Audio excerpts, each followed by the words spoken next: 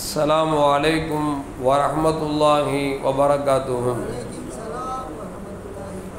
பேரன்பிற்கும் பெருமதிப்பிற்கும் உரிய பெரியோர்களே, சகோதரர்களே, எல்லாம் வல்ல அல்லாஹு ஜல்ல ஜலாலுஹு நாம் செய்யக்கூடிய எல்லா நற்காரியங்களையும் முகஸ்துதியின்றி அவனுக்காக செய்யப்பட்ட நல்வணக்கங்களில் நம் வணக்கங்களை அல்லாஹ் ஆக்கிக் கொள்வானாக.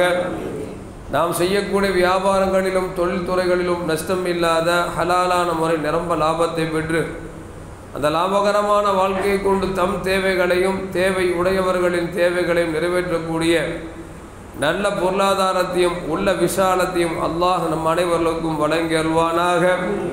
கஞ்சத்தனம் என்கிற தீய பண்பை விட்டு அல்லாஹ் நம்மை பாதுகாத்துக் கொள்வானாக. நம்மை இந்த உலகத்தில் வாழ வைக்கும் காலம் எல்லாம் நோய் நொடி இன்றி உடல் ஆரோக்கியத்தோடு அல்லாஹ் நம்மை வாழ செய்வானாக. அந்த ஆரோக்கியமான வாழ்க்கை கொண்டு அல்லாஹ் ரசூலை நெருங்கக்கூடிய அனைத்து நல்லமல்களையும் புரியக்கூடிய நல்ல முத்தகீன்களின் கூட்டத்தில் நம்மை ஆக்கி அருள்வானாக. மருத்துவமனையின் செலவினங்களை விட்டும் வேதனைகளை விட்டும் அல்லாஹ் நம்மை பாதுகாத்துக் கொள்வானாக. திடீர் மரணங்களை விட்டும் தீய மரணங்களை விட்டும் நம்மையும் நம் குடும்பத்தையும் நம் சமூகத்தையும் அல்லாஹ் பாதுகாத்துக் கொள்வானாக.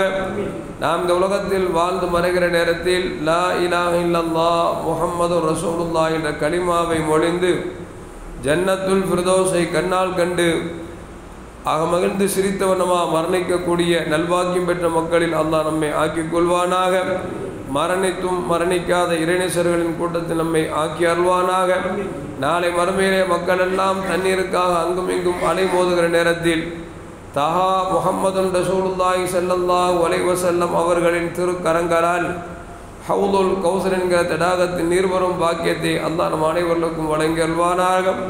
அன்னாரின் ஷஃபாத்தை பெற்று அன்னாரின் கரம்பெடுத்து ஜன்னத்துல் ஃபிர்தௌஸ் என்ற உயர்ந்த சுருக்கத்தில் அவர்கள் அருகாமையில் அமரக்கூடிய நல்வாக்கியம் பெற்ற மக்களில் அல்லாஹ் நம்மை ஆக்கிக் கொள்வானாக.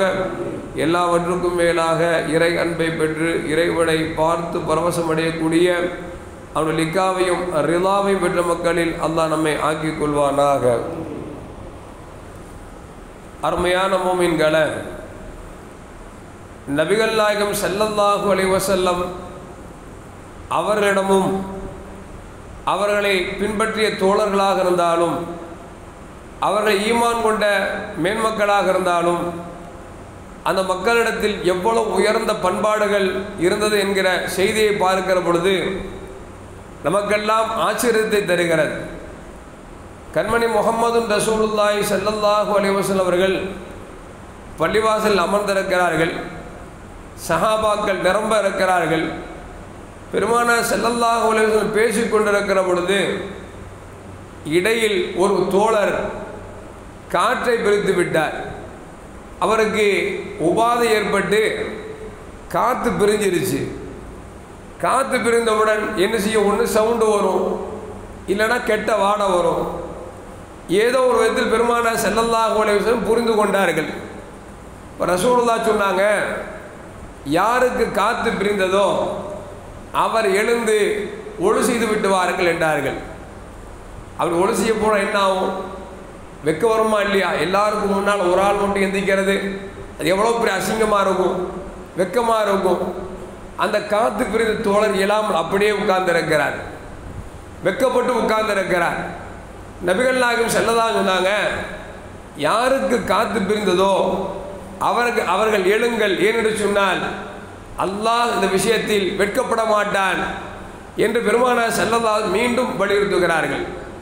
அந்த சபையில் இருந்த பெருமானார் ஸல்லல்லாஹு அலைஹி வஸல்லம் பெரிய தந்தை அப்பாஸ் ரலியல்லாஹு தஆலா அன்ஹு எஞ்சி சொன்னாங்க, யார சொல்லலாம், அவரை மட்டும் ஒளி செய்ய சொல்கிறத விட நாங்கள்லாம் போய் ஒளி செய்கிறோமே, அனுமதி கொடுத்தால் நாங்கள் ஒளி செய்கிறோம் என்று சொன்னார்கள்.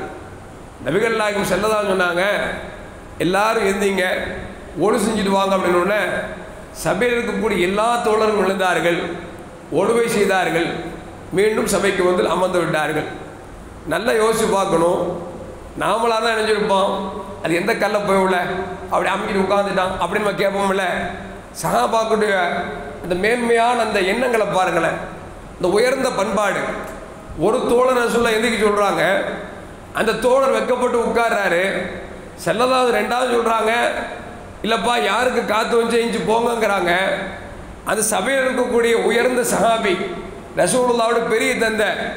ரசூலுல்லா நாங்கள்லாம் சேர்ந்து ஒளி செய்கிறோமே, நாங்கள் எல்லாம் சேர்ந்து போகிறோம் அப்படின்னு சல்லாதம் பார்க்குறோம். இது சரிதானே? ஒரு ஆள் இருந்து அசிங்கப்படுறதை விட எல்லாரும் போயிட்டா எல்லோருக்கும் யார் செஞ்சால் குற்றம் தெரியாமல் போயிரும்ல, வேந்திங்க அப்படின்னு எல்லாரும் போனாங்க, ஒளி செஞ்சுட்டு வந்தாங்கன்னு சொல்லி ஹதீஸில் காணப்படுகிறது. எதற்கு சொல்லுவார்கள் சொன்னால், உயர்ந்த பண்பாடுகள் நம்மள்கிட்ட வேணும், நம்மள்கிட்ட உயர்ந்த சிந்தனைகள் வேணும். அதை விட்டுட்டு பிறரை தாழ்வாக நினைக்கக்கூடிய, பிறரை அசிங்கப்படுத்தக்கூடிய, அசிங்கப்பட்டால் அதை பார்த்து ரசிக்கக்கூடிய குணங்கள் என்பது நல்ல மனிதர்களின் பண்பாடு அல்ல என்பதை இந்த நிகழ்வு நமக்கு சொல்லித் தருது. ரசூலுல்லாஹி ஸல்லல்லாஹு காலத்திற்கு பிறகு தபா தாபி என்று சொல்வார்கள். ஸல்லல்லாஹு சொன்னாங்கல்ல, 3 நூற்றாண்டுகள் சிறந்த நூற்றாண்டு சொன்னாங்கல்ல, அந்த மூன்றாவது நூற்றாண்டில் வாழ்ந்த அபு அப்துர் ரஹ்மான் ஹாத்தம் இப்னு உன்வான் என்று சொல்லக்கூடிய ஒரு இறைநேச செல்வர்.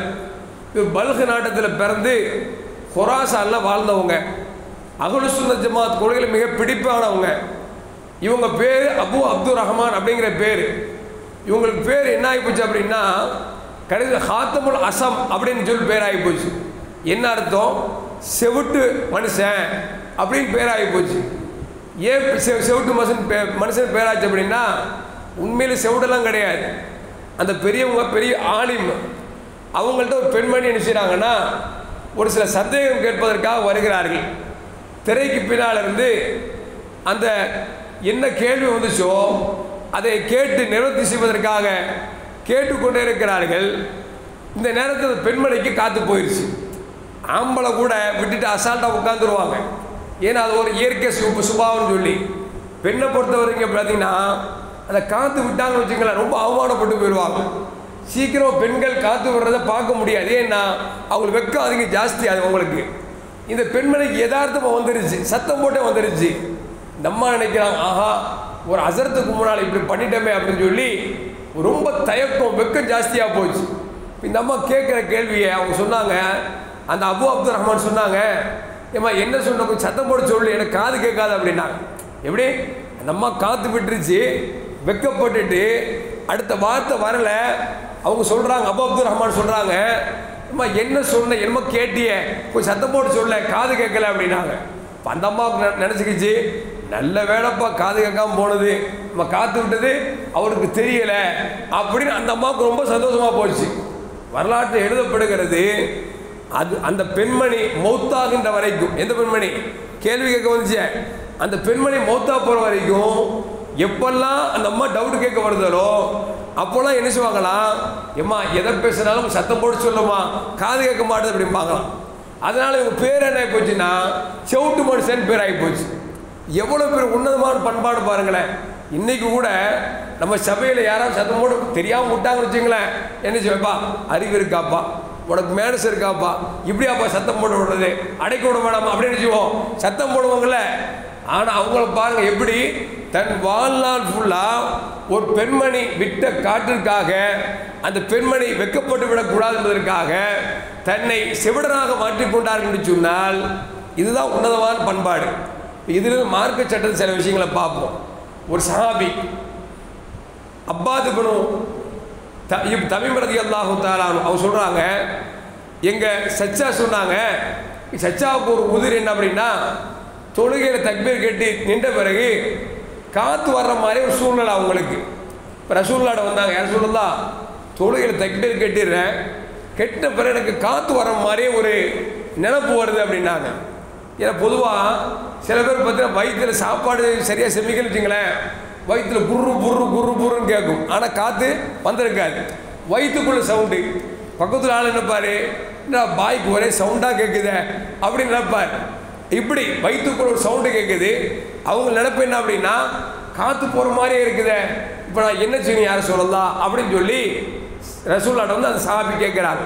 இப்போ ரசூலுல்லாஹ் சொன்னாங்க, உனக்கு அப்படி சிந்தனை வந்தால் 2 இதன் பாரு, ஒன்று சவுண்டு வெளியே வரதான்னு பாரு, இல்லையா கெட்ட வாடை வரதான்னு பாருங்க. இது 2ம் வரலையா, உங்கள்கிட்ட என்ன செய்யலை, காற்று பிரியல, அதெல்லாம் என்ன செய்ய வேண்டியதில்லை, தொழுகை முறிக்க வேண்டிய அவசியம் இல்லை அப்படின்னு ரசூலுல்லாஹி ஸல்லல்லாஹு அலைஹி சொல்லி தராங்க. இப்போ தொழுகை நிற்கும் பொழுது காற்று வர்ற மாதிரி உணர்வு இருக்குது, ஆனால் காற்று வரலை. அது காற்று வந்துச்சா இல்லையாங்கிற எப்படி முடிவு பண்ணணும் அப்படின்னா, ஒன்று சவுண்டு வரணும், இல்லை அப்படின்னா கெட்ட வாடை வரணும். இந்த ரெண்டு வந்தால்தான் தொழுகை முறிக்க வேண்டுமே தவிர, இல்லை என்றால் என்ன செய்யக்கூடாது, தொழுகை முறிக்க வேண்டியதில் அப்படி தொழுது முடிச்சுட்டு போயிட வேண்டியதுதான். இப்போ சில பேர் பார்த்தீங்கன்னா ஒழு செஞ்ச பிறகு உடனே காற்று வந்துடும். இந்த நோயாளி அப்பப்போ காற்று வந்துட்டே வச்சுங்க. இவங்க என்ன செய்யணும் அப்படின்னா, தொழுகை நேரம் வர்ற வரைக்கும் ஒழு செய்யக்கூடாது. தொழுகை நேரம் வந்த உடனே என்ன செய்யணும் அப்படின்னா அவர் ஒழு செய்யணும். ஒழு செய்ய தக்பீர் கேட்டான்னு வச்சுங்களேன், கேட்ட உடனே காற்று வந்துருச்சு, இவர் இவருக்கு வந்து உடல்ல உபாதை இருக்குன்னு அர்த்தம். இவர் தொழுகை பிரிக்க வேண்டிய அவசியம் இல்லை. ஏன்னா இவர் மீண்டும் ஒழு செஞ்சாருன்னா மீண்டும் ருக்குக்கு போறதுன்னு செஞ்சிடும், காற்று வந்துடும். இப்போ திருப்பி மீண்டும் ஒழு செஞ்சா சஜிதாவுக்குள்ள காற்று வந்துடும். உடல் உபாதை இருக்குது. இப்போ இவங்க என்ன செய்யணும்னா, தொழுகை வர்ற வரைக்கும் ஒழுவை தாமதப்படுத்தி விட்டு தொழுகை நேரம் வந்த உடனே ஒழு செஞ்சுட்டு என்ன செஞ்சிடணும், தக்பீர் கட்டிடணும். சலாம் கொடுக்கறதுக்குள்ள அவர் எத்தனை காத்து விட்டாலும் சரி, அவருக்கு அது கணக்குப்பாடு இல்லை. தொழுகை முறிஞ்சதாக மார்க்க சட்டம் சொல்லாத அப்படிங்கிறத மார்க்கம் தெளிவாக சொல்லி தருகிறது. அருமையான உண்மைகளை எதற்கு சொல்லுறேன்னு சொன்னால், மார்க்க சட்டம் ஒன்று இருந்தாலும் கூட நம்மள்கிட்ட ஒழுக்கம் என்ன அப்படின்னா, நம்ம ஒரு சபையில் உட்கார்ந்துட்டு இருக்கிறோம், காற்று வர மாதிரி இருந்தால் எந்திரிச்சு மெதுவாக போய் என்ன செய்யணும், காற்று பண்ண தவிர யாருக்கடா காற்று வராது, இந்தியா சுதந்திர நாடுன்னு சொல்லி சுதந்திரம் ஓட்டுன்னு வச்சுங்களேன், அது பண்பாடு இல்லாத அர்த்தம், அது ஒழுக்கம் இல்லாத அர்த்தம். அதனால் முடிஞ்ச வரைக்கும் அதை காற்றை பிரிப்பதிலும் கூட பிறருக்கு இடையூறு வந்து விடக்கூடாது, நாம் அசிங்கப்பட்டு விடக்கூடாது. அதனால் மார்க்கம் ஒழுக்கம் சொல்லித் தருகிறது. அப்படி காற்று பிரிந்தால் நாம் ஓரஞ்சாரமாக சென்று மக்களுக்கு இடையூறு இல்லாத விதத்தில் நாம் காற்றை பிரிக்க வேண்டுமே தவிர யாருக்கு வரல நமக்கு மட்டும் புதுசா அப்படின்னு நினைச்சு ஒழுக்கக்கேடாக செய்வதும் நல்ல மூமினின் பண்பாடு அல்ல என்பதை நமக்கு மார்க்கம் சொல்லி காட்டுகிறது. எனவே அருமையான மக்களே, நபிகள் நாயகம் ஸல்லல்லாஹு அலைஹி வஸல்லம் சஹாபாக்களும் எந்த உயர்ந்த பண்பாடுகளை குணங்களை கொண்டிருந்தார்களோ அந்த பண்பாடுகளை கொள்ள வேண்டுமே தவிர அதை விட்டு பிறரின் குறைகளை ஆராய்ந்து ஊர் ஊராக சொல்வது, ஒவ்வொரு முறையாக அழைத்து சொல்வது, இதுவெல்லாம் நல்ல பண்பாடு இல்லை என்பதை விளங்கிக் கொள்ள வேண்டும். எல்லாம் வல்ல அல்லாஹ் ஜல்ல ஜலாலுஹு சஹாபாக்கள் எப்படி உயர்ந்த பண்பாடுகளோடு வாழ்ந்தார்களோ அந்த பண்பாடுள்ள மக்களாக அல்லாஹ் நம்மை ஆக்கி அல்வானாக. அஸ்ஸலாமு அலைக்கும் வரஹ்மத்துல்லாஹி வபரகாத்துஹு. ஸல்லல்லாஹு அலா முஹம்மது ஸல்லல்லாஹு அலைஹி வஸல்லம். ஸல்லல்லாஹு அலா முஹம்மது ஸல்லல்லாஹு அலைஹி வஸல்லம். ஸல்லல்லாஹு அலா முஹம்மது யா ரப்பி ஸல்லி அலைஹி வஸல்லிம்.